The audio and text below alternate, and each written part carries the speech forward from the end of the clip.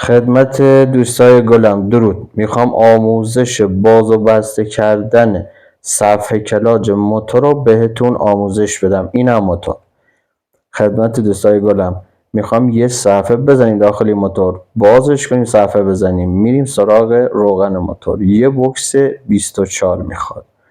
بوکس 24 که پیچ تخلیه روغن رو باز کنیم. روغن رو که تخلیه کردیم میریم اونور موتور. آقا بیایید میریم سراغ اگزوز موتور. اگزوز موتور معمولا آچار 10 میخوره. با یه آچار 10 دو تا مهره است که اینجا بازشو میکنیم. سعی کنید موتور سرد باشه که راحت بتونید بازش کنید، دستاتون نسوزه. مرسی.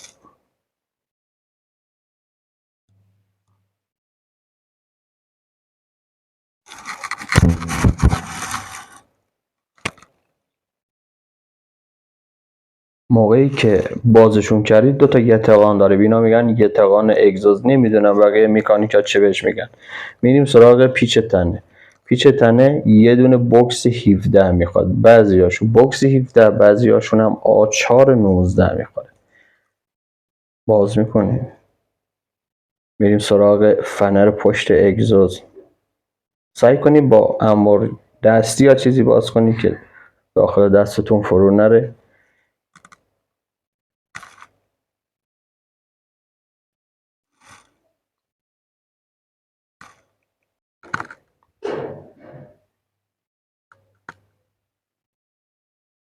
موقعی که اگزوز رو باز کردیم میریم سراغ هندل موتور، پای رکاب موتور و سیم کلاج موتور.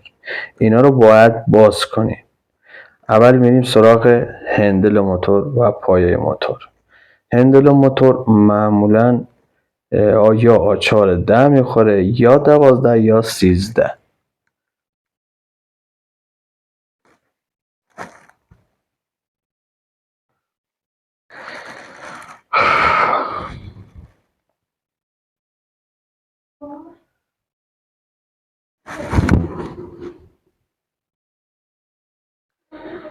هندل رو که باز کردیم میریم سراغ پای رکاب.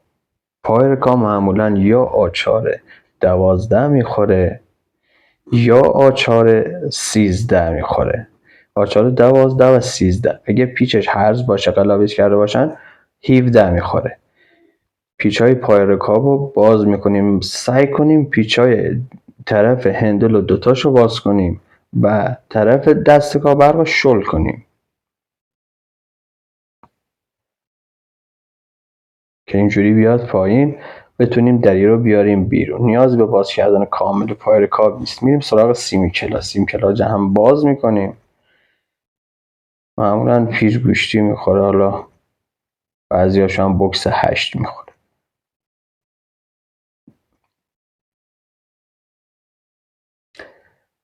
خب برای باز کردن پیچ های درب کلاج به یه بوکس 8 نیاز داریم. من یه بوکس درست کردم، تو پیجم هست. حالا شما اگر بخواید درست کنید راحته. یه پیچ الخور میخواد که اون اندازش پیدا کنید، جوش بدید. پیچ ها رو باز میکنیم.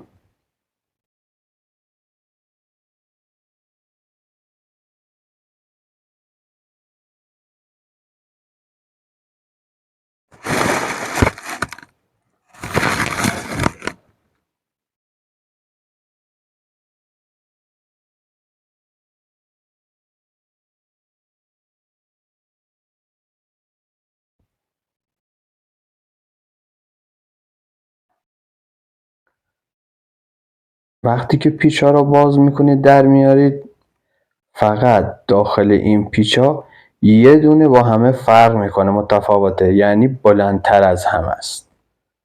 اگر نگاه کنی یه دونش بلندتره که کجا میخوره؟ که زیر دور موتور میخوره. این پیچ بلندتر از همه پیچ هاست.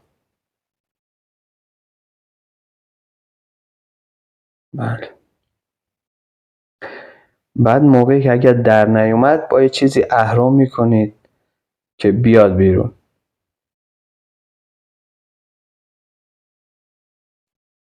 معمولا درب کلاج رو که باز میکنید حتما واشرش رو تعویض کنید. اهرم اگه شکسته بود، جوشی بود، تعویض کنید. جایی که کاسه نمد میخواد مثل دور موتور اگه خراب بود، اگه کاسه نمدش خراب بود روغن داد، حتما تعویض کنید که یه بار دیگه زحمت ندید به خودتون. میریم سراغ باز کردن پیچ‌های قیفی. قیفی اول یه یاتاقان اگزوز میذاریم پشت قیفی که با دنده دیکس درگیر بشه که بتونیم راحت پیچ‌ها رو باز کنیم. به این شکل میذاریم اون پشت که درگیر بشه.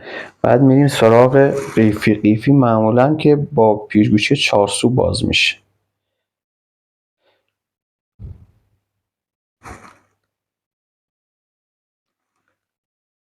دوستای گلم، وقتی که پیچ‌گوشیتون زورش نرسید یا صفر بود نتونستید باز کنید، با یه سنبه میتونید ضربه بزنید و پیچ‌ها رو باز کنید. بعد حتما پیچ‌ها رو تعویض کنید. با یه سنبه میتونید ضربه بزنید، پیچ‌ها رو باز کنید، ولی حتما باید پیچ‌ها رو تعویض کنید برای کسی که بعداً بخواد این رو باز کنه اذیت نشه. میریم واسه باز کردن پیچ‌ها. وقتی پیچ‌ها رو باز کردی، کمی روغن داخل قیفی هست، یه چیزی بذاری زیرش که روغن نریزه زیر دست و پاتون. آخ. بریم واسه باز کردن پیچ داخل قیفی. با آچار مخصوص نیاز داریم. این آچار مخصوص قیفیه که با دست بکس واسطه باز می‌کنه. اگر قیفی آچارشو نداشتی میدونی حتما با یه سنبه استفاده کنید. این کارو نکنید. سعی کنید با آچارش بازش کنید. آچار که گذاشتید، یه واسطه و دست بکس یکم زور میبره. سعی کنید یه میله واسطه لوله چیزی بذارید که ضربه نزنید. سعی کنید تقه نزنید به این پیچ. با فشار بازش کنید ولی تقه یا ضربه نزنید. ما میتونستیم اینا رو با بکس و باد باز کنیم. همین خواستیم توضیح بدیم چطوری شما اینا رو باز کنید.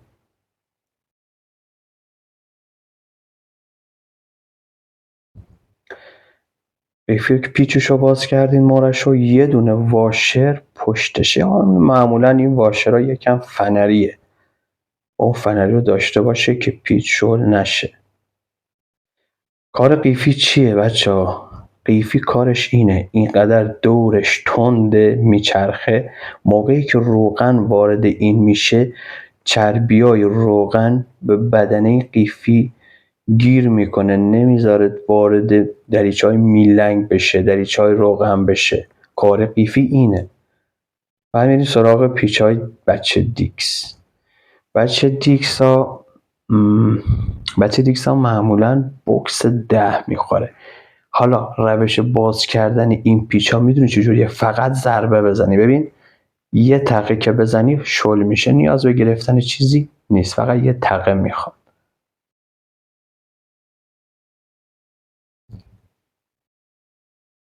بذاری تو گیره اهرم بذاری نمیخواد، فقط یه تقه، بعد خودش شل میشه. موقعی که پیچای بچه دیکس رو میخواید باز کنید، حتما سعی کنید که زبدری بازشون کنید. حتما زبدری باشه. چه تو صفر کردن تو چوب باز کردن باید حتما زبدری باشه. چرا؟ چون فشار به فنرا میاد، فشار به خود نلبکی که بولبرنگ میخوره توش، شاید بشکنه. پیچات هم بعد باز میشه اون موقع.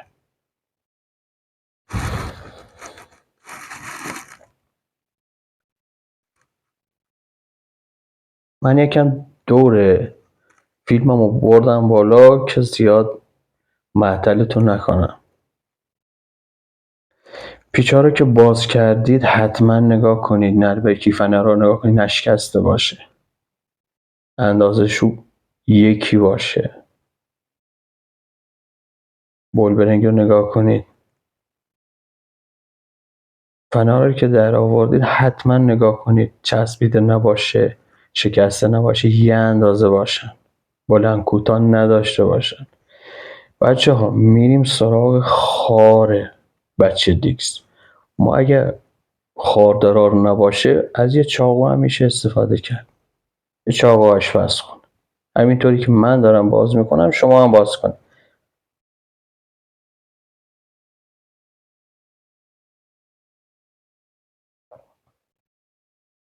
زیاد کار خاصی هم نداره. حالا من تو که چاقوم تیز نیست. اگه شما یه چاقو نکش تیز باشه فوراً میپره بیرون. خب آروم میگیرید 4 شاخه دیسکو میکشیدش بیرون و همین راحتی. خب میخواین صفحه ها رو نگاه کنید. اول بچه دیکس رو ببینید لبه نداشته باشه. اونورش هم نگاه میکنید که لبه نداشته باشه. اگه لبه داشت باید تعویض کنید حتما. بریم سراغ صفحه کلات. صفحه کلات معمولا با چشم پیدا نیست که خراب باشه. شاید اینقدر سوخته باشه که موتور حرکت نکنه.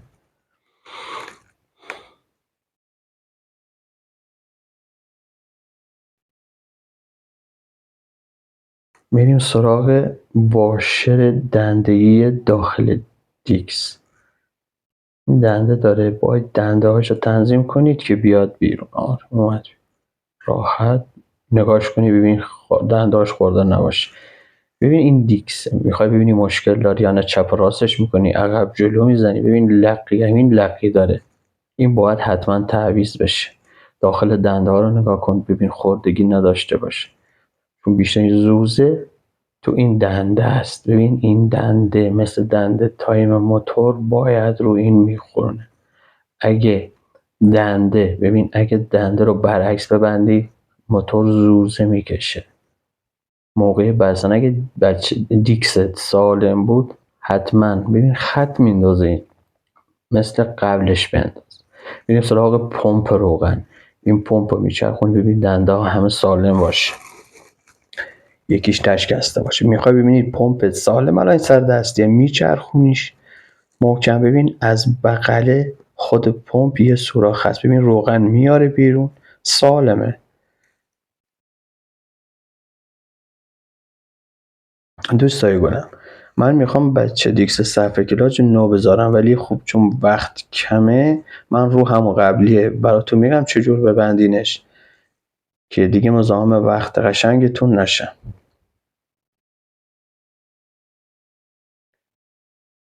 هیچ کار خاصی نداره.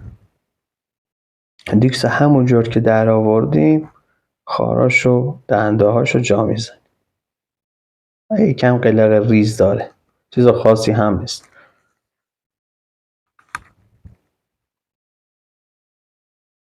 و همین راحت. دندم که گفتم ببین خط انداخته، همون جور مثل قبلش میندازی سر جاش و واشر دنده‌ایش هم پشتش میذاریم که دیکس بیرون نیاد. میریم سراغ جا زدن صفحه. این خیلی مهمه. ببین اول یه صفحه میخوره یه صفحه فلزی، یعنی 5 تا صفحه کاچویی میخوره 4 تا صفحه آهنی. دوستان سعی کنید صفحه فلزی ها خودشون یه لبه داره همشون به یه طرف باشه. صفحه کاچویی هم بدین شرکت اگه جنس هست باشه مارکش روشه، هر مارکی باشه یه جا زده. سعی کنید هم یه طرف باشه، سعی کنید رو به بالا باشه یه طرف باشه.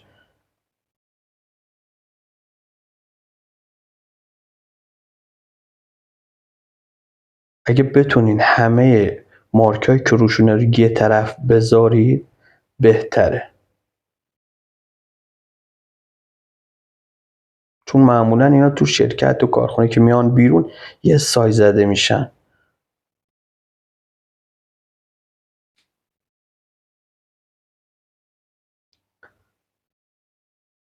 همه رو به بالا باشه.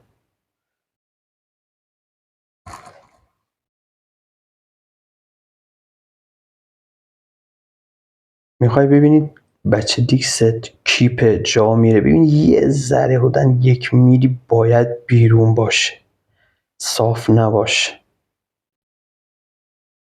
1 میلی باید بیرون باشه. که کار درست در بیاد. موقع جا زدنش هم کار نداره. دنده ها رو مقابل هم میچینی داخل و خود لب صفحه کلاس به دیکس میخوره. بچه‌ها یه دونه صفحه میتونید داخل اون بذارید، میتونی هم نذارید، ولی معمولا میذارن چون بیشتر دیکس ها اون یه دونه رو نداره. ببین 4 تاشو داخل اون شیار بزرگی میذاری، یه دونهشو میذاری تو. میچرخونی میره، راحت میره، فقط با یکم بچرخونی. بعد دوباره خار رو میزنید سر جاشو، چیزهای دیگه رو انجام میدید. همونجور که باز کردید میبندینش. کار خاصی نداشت. دوستای گلم منتظر لایک کامنتاتو هستم. فالو یادتون نره داداشای گلم.